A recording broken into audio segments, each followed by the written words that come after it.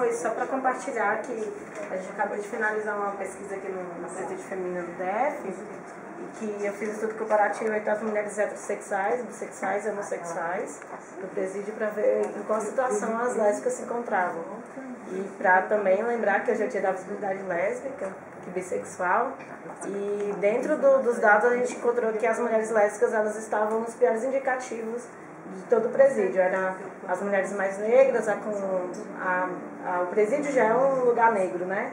Mas as lésbicas eram mais negras do que as bis e héteros. As lésbicas estão passando por um processo de...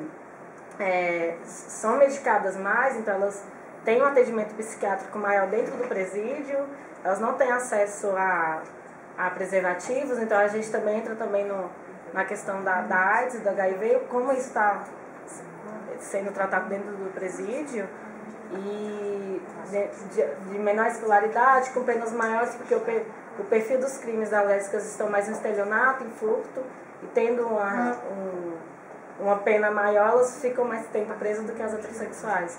Então são dados são dados prematuros que chegaram agora, uma pesquisa que a gente fez com a Débora Diniz, que agora a gente vai estar junto com o Observatório de Gênero com a questão da maternidade das mulheres. Vamos ficar 2 anos fazendo Observatório de Gênero dentro do presídio aqui do DF. E para falar um pouco também do contexto o único hospital que faz aborto aqui em Brasília, ele está com a chefia evangélica e desde janeiro a gente não fez nenhum aborto.